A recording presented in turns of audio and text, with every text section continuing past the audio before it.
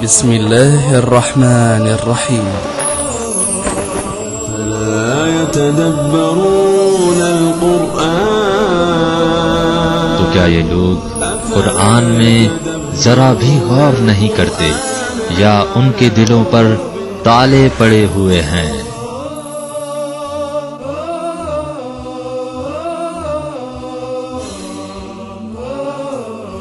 دیکھیے، رکوع ایک بڑی عظیم عبادت ہے، اور رکوع کی تعریف یہی ہے کہ تعظیم و ادب کی خاطر سر اور کمر کو خم کرنے کو رکوع کہا جاتا ہے۔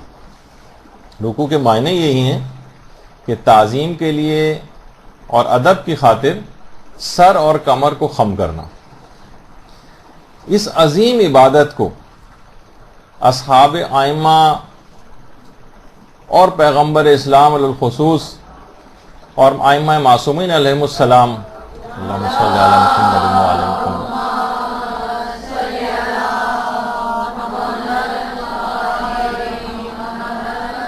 بہت اہتمام کے ساتھ ادا کیا کرتے تھے۔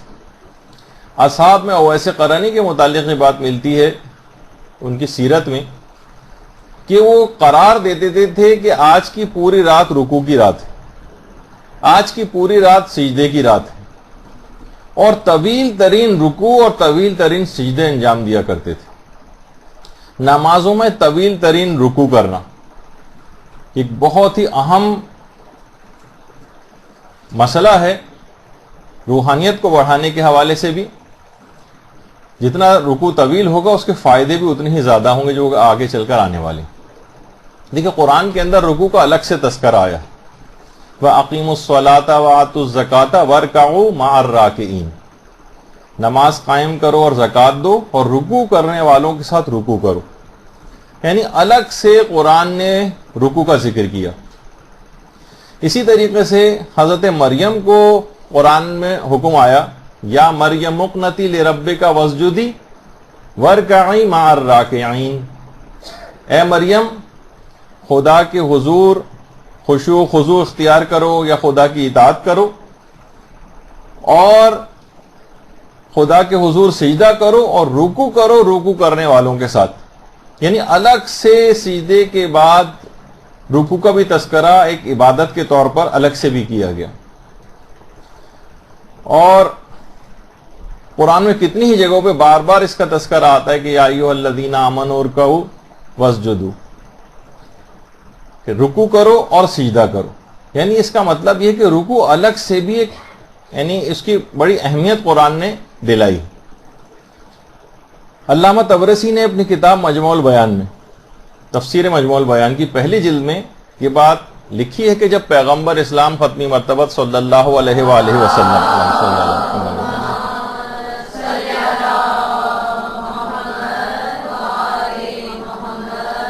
جب آپ ہجرت کے بعد مدینے گئے تو اہل مدینہ گروہ در گروہ پیغمبر کے پاس آنے لگے۔ پیغمبر نے اہل مدینہ کو نماز پڑھنے کا حکم دیا۔ ایک قبیلہ جو انتہائی متکبر قسم کا قبیلہ تھا، انہیں اپنے تکبر میں بڑی شہرت رکھتا تھا، بنو ثقیف، وہ آیا اور اس نے آ کے کہا کہ ہم ہرگز بھی خم نہیں ہوں گے، نماز نہیں پڑھیں گے، ہم خم نہیں ہوں گے، ہمارے لیے باعث ننگوار ہے کہ ہم کسی کے سامنے رکوع اور سجدہ کریں۔ یہ قبیلے نے باقاعدہ آ کر کہا۔ تو پیغمبر اسلام نے ایک جملہ اس وقت ارشاد فرمایا کہ لا خیر فی دین لیس فیہ رکوع و سجود، لیس فیہ، یا فی لکھا ہوا فیہ، رکوع و سجود، ایسے دین میں کوئی خیر نہیں ہے جس میں رکوع اور سجدہ نہ ہو۔ یعنی الگ سے بھی پیغمبر نے رکوع کا تذکرہ کیا، الگ سے سجدے کا تذکرہ کیا، اور اس کے بعد خود قرآن نے پیغمبر کے اس جملے کو باقاعدہ انڈورس کیا، اس کی تصدیق کی، اور باقاعدہ سورہ مرسلات کی جو 48ویں آیت ہے وہ نازل ہوئی کہ وَإِذَا قِيلَ لَهُمُ ارْكَعُوا لَا يَرْكَعُونَ، جب ان سے کہا جاتا ہے کہ رکوع کرو تو وہ رکوع نہیں کرتے۔ انہوں نے کہا تھا کہ ہم کسی کے سامنے خم نہیں ہوں گے، جھکیں گے نہیں، نہ سجدہ کریں گے نہ رکوع کریں گے۔ تو الگ سے بھی رکوع کی بڑی اہمیت اس انداز سے۔ اور چھٹے امام امام جعفر صادق علیہ الصلوۃ والسلام، اللہم صلی علی محمد و علی محمد،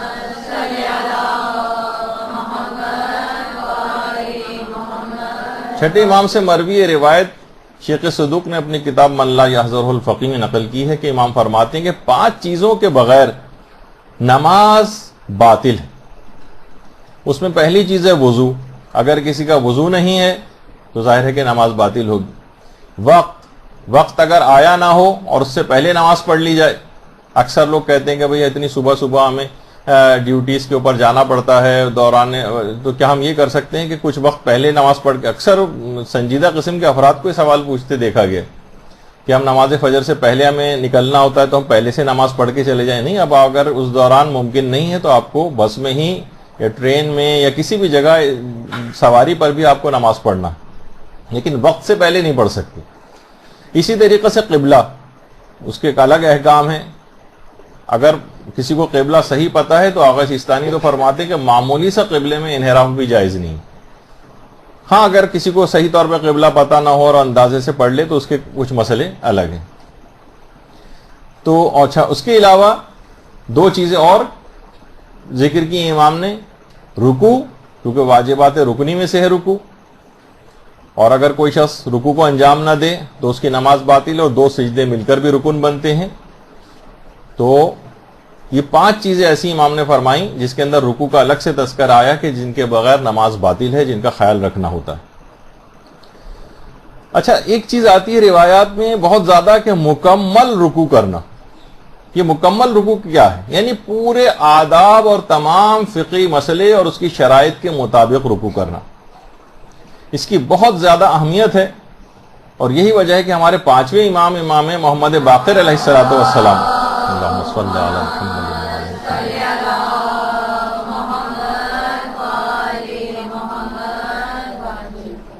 کہ امام فرماتے ہیں کہ جو شخص بھی اپنے رکوع کو کامل طور پر انجام دے، یعنی تمام شرائط کے ساتھ، تمام آداب کے ساتھ، تو وہ وحشت قبر سے محفوظ رہے گا.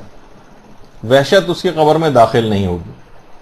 بہار الانوار کی جو روایت، یعنی اس کو خصوصیت کے ساتھ رکوع کو بالکل تمانیت اور تمام شرائط اور تمام مستحبات کے ساتھ ادا کرنا چاہیے، کیونکہ ہمارا عنوان بھی یہ ہے کہ بہترین نماز کیسے پڑھیں. تو بہترین نماز میں آداب اور شرائط کا الگ سے خیال کرنا.